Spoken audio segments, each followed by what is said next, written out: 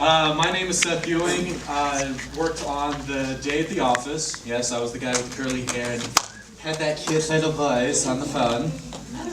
But I don't know what kind of questions are supposed to talk about. We'll start with that and get through everyone, and then I'll open it up. All right, then. I'm Seth Ewing. I'm just a filmmaker and having fun. This program's always filmmaker.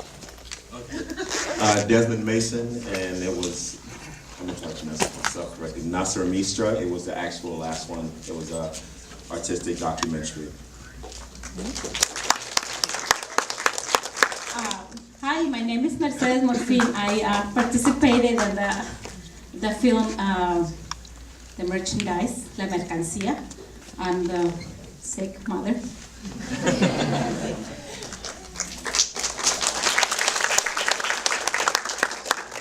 Hello, good afternoon. My name is Omar Alejandro, and I participated on the merchandise too.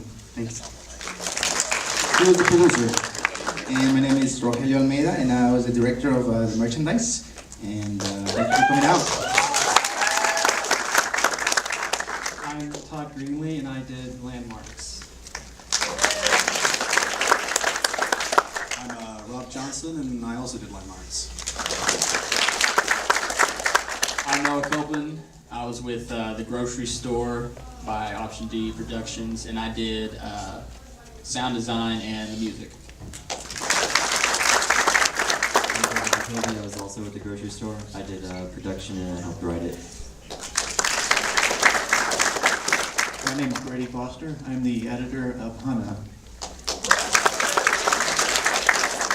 Hi, I'm Kate Lee, and I was Hana in Hana.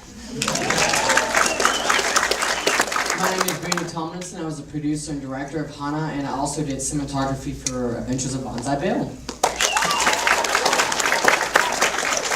Oh, and this is Gordon Fox right here. He played the older version of Cody. So. I'm Sheree Green. I'm with Rare Production, and we were producers for Hana. I'm half aware in production, also a producer. Hello, my name is Cato Buss. I play the grumpy old man. The Adventures of Banzai Bill. Also helped write the screenplay and worked with the actors on that. I'm Daniel Bottoms. I'm the producer, one of the directors, and part of the winning team, Prairie Lynch, for the 40-hour film festival. I'm excited to be here. Thank you.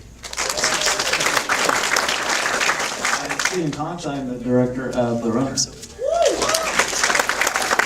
My name is Philip Paz. I directed, produced, and played in The Messenger.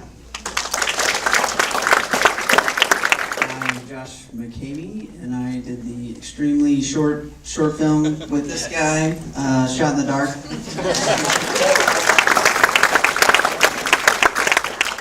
My name is Andy Swanson, and is what he said. David Tester with 1577 Productions. We did the first one, the documentary called Nobody.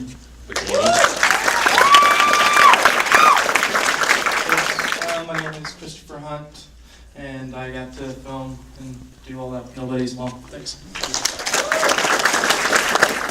I am Ted Satterfield, and I wrote and directed The Lightning Round. My name is Dylan Cox, and I produced The Lightning Round. Dylan Cox with the beard is sitting right up there. He's actually my twin brother, and he was a little scared to come on down. So.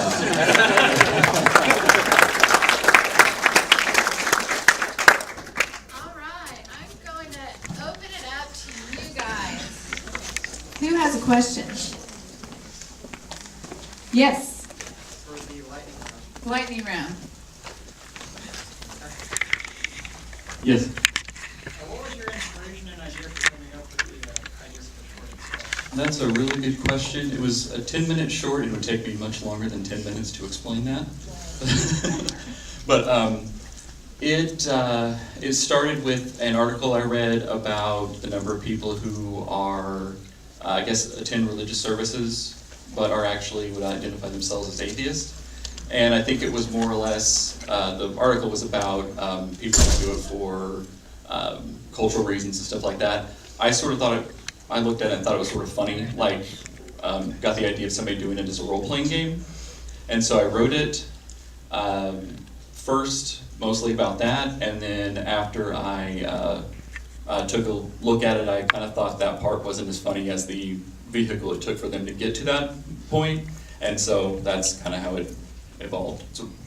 It's a longer story than that, but I'll stop it.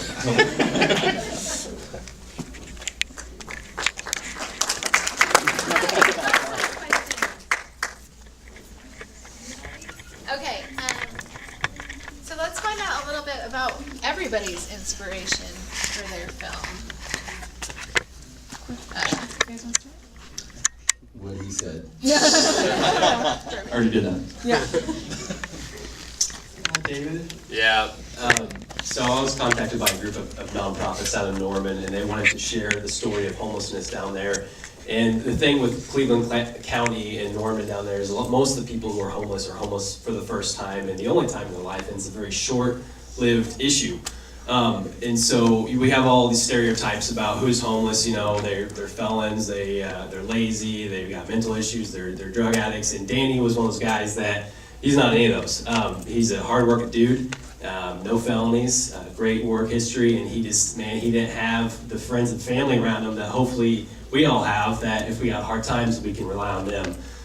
So he had a hard time, and like most of us, he doesn't have, emergency savings built up. He was living paycheck to paycheck. So he's in his 30s, found himself homeless for the first time in his life. I thought it was an interesting story to tell, and so we told it, and hopefully it'll help raise that awareness for us, and hopefully change our mindset of who these people are and how we can love them as humans and help them get back to where they need to be.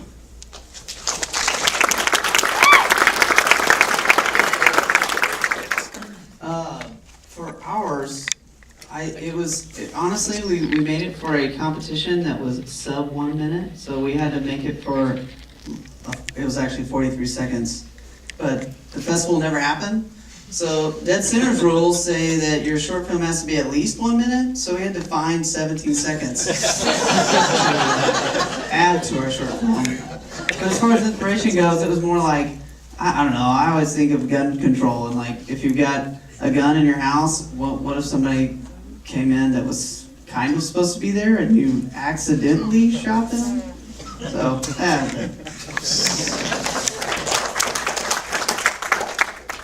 The Messenger, I have been seeing that story as an urban legend floating around on the internet for years, for many, many years.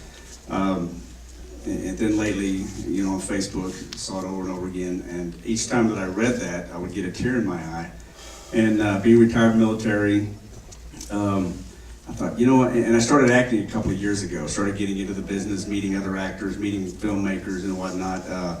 My son, Dallas Paz, who's sitting right out here, he's one of the best production photograph guys I personally know. He got me into the business of acting.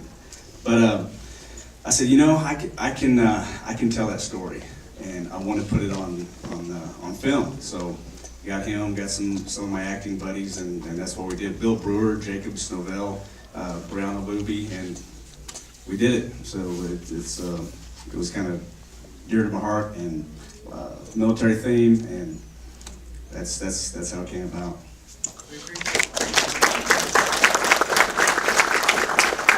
Well, with The Runner, I wanted to make a film that most everyone could identify with the lead character in some way, that not everything always goes according to plan with everyone's life. Sometimes things happen, and it was just, I wanted to paint a picture of someone coming to the brink of just everything going wrong, and what are you going to do? Are you going to take the next step, or what are you going to do? And I didn't want to give an exact answer, so I just wanted there to be kind of some anonymity with the end, just what is he going to do? So just wanted to make a film. It's my first one.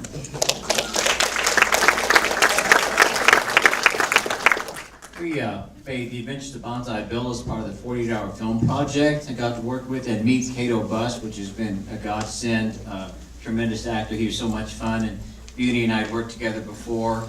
And anyway, so I had a team of all of 11, including cast and crew and everybody, and you don't just make a film up. You have to say, this is your character, a landscaper, you use a coffee mug.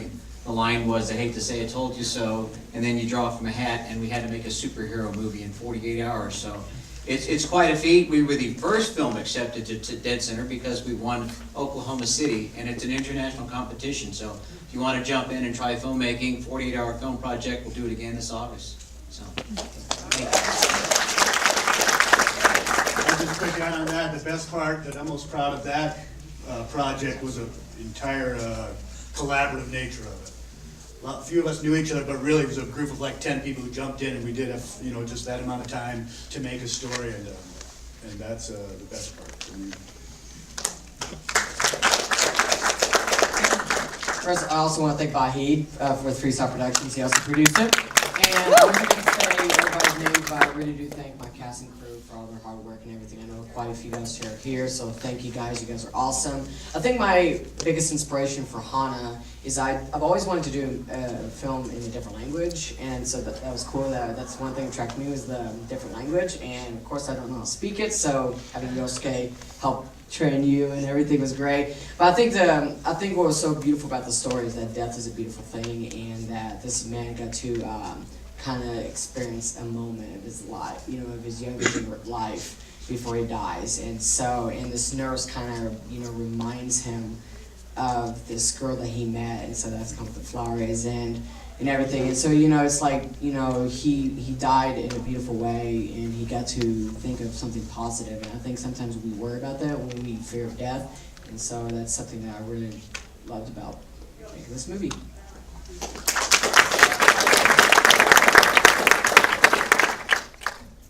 Hi, I'm Noah from a grocery store, and the inspiration really came to Mr. Danny Tibbs, and he's not here right now because he's having a vacation in Vegas, probably up to his neck in debauchery right now. But if I can kind of speak for where some of the inspiration came from, is the story is kind of about past struggles and essentially putting those past struggles to death and moving on to a better place. And that's why Michael dies and moves on to a better place at the end. That, and we also wanted an excuse to do a long tracking shot. So we had a 4.5 minute shot without a cut at the start. So there's that.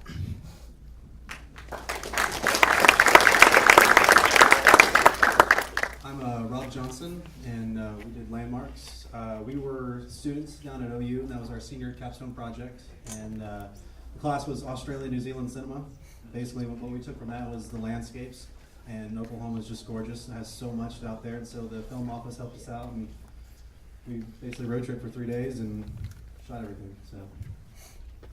And a little fun story about the movie is it should not exist, because after 3 days of shooting, we got back, and my backpack containing the footage, my laptop was missing, and we had no idea where it was. And so for like 3 days or so, we were frantically trying to find it, and some lady found out Little Sahara. She almost ran it over with a car. So yeah, thanks for saving the movie.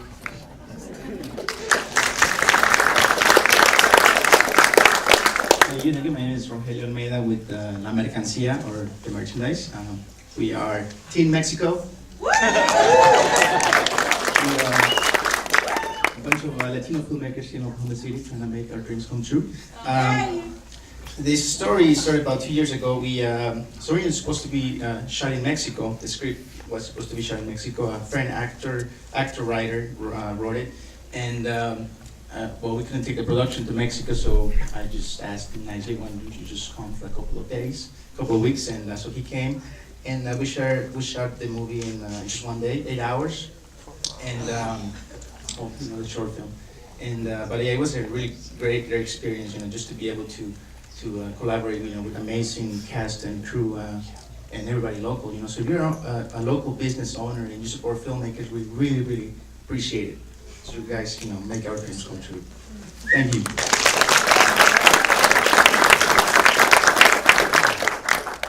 Yes, my name is Omar Alejandro.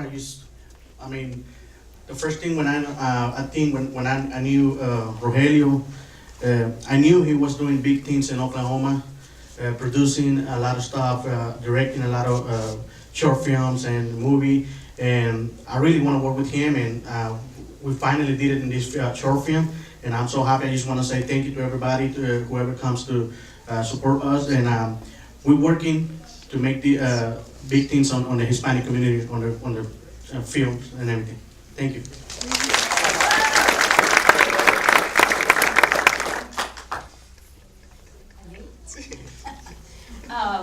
I think Mr. Almeida said it in a very good way. I participated and I was invited by him, and I think he saw something on me that he liked it, and I was there.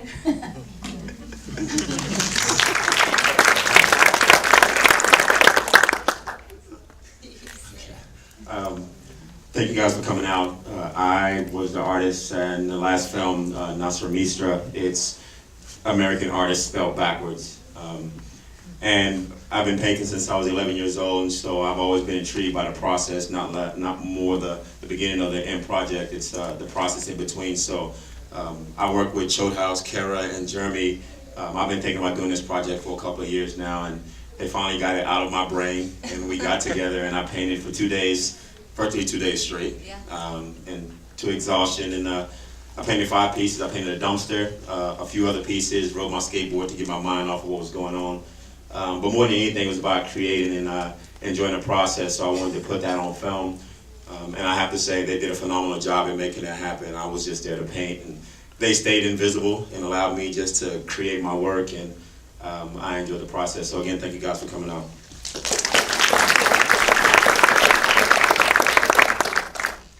This is a cool experience. I didn't expect to be in a film festival. We really just are driven by shooting cinematography that moves you, usually without words. And Desmond and both Andrea they started out as guinea pigs for us and continue to inspire us. And so we're always grateful to shoot for them, and we look forward to doing more in the future and going deeper and learning from all of you guys. So thanks. Again, I'm Seth Ewing. This is my first time being here, so I do embarrassing things. The idea behind Day at the Office actually came to my brother because he works for Baker Hughes, and when you're there, you have so much free time. So you come up with random, hilarious ideas just to keep your mind off stuff or just to stay busy, either way. But we were luckily enough, the video that we were in was part of the 24-hour film race, which was really nice. And there was a couple of times to where we almost gave up on it because we couldn't get the location that we needed. But luckily enough, thanks to TCC and as well as some of our other friends who had the extra camera equipment, we were able to film that. And also for the people who did the messenger, I'm sorry, I don't remember your name. I have a very forgetful memory. So my father was in the military, and sir, I salute you and thank you for serving.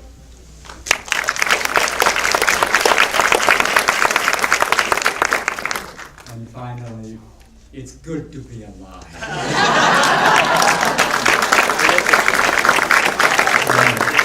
I want to take it over to Sarah. I think we have time for 1 or maybe 2 more audience questions before we have to wrap this up, because we do have another movie starting in here pretty soon. So, does anybody have a question? Second row here. I have a question for the documentary. Was Danny at all reluctant to be filmed by you, and how were you initially connected with him? We were able to contact the Food and Shelter, which is the homeless shelter in Norman, and I asked to interview several people for the film, and so they set it up. And Danny was actually surprisingly pretty open about sharing his story. Surprisingly so, especially since he hadn't been homeless before, and I figured he would become more ashamed about it. But he was pretty open throughout the whole process and was open for us filming him too. And we've stayed in contact with him since the film, which has been good. Do you have anything to add to that? Yeah, like during the day of the filming, he was awesome. I mean, we just wanted to keep it kind of as real as possible, and not stage anything. That was his day, and yeah, he was really cool. I mean, we showed up at like 5 in the morning, and that kind of sucked. But you know, that's what he does every day, and so you know, I don't know if you've ever like got to experience, you know, hanging around someone like that before or in that situation, and it's kind of eye-opening to say the least. But as far as, you know, being cool, I mean, of course, he was awesome. Great, thanks. Does anyone else have a question for? Okay, I think the lady from the third to last row, fourth to last row. Yes, you're in the black. In Mercancia, how did the story change at all in moving it instead of being in Mexico to here? And was there a particular situation or something that you're trying to highlight in Mexico that you changed when you moved it here? And what were they doing about it? Good question with many possible answers. Yeah, it changed a lot from the setting in Mexico because, as you all know, there's a lot of things going on right now over there.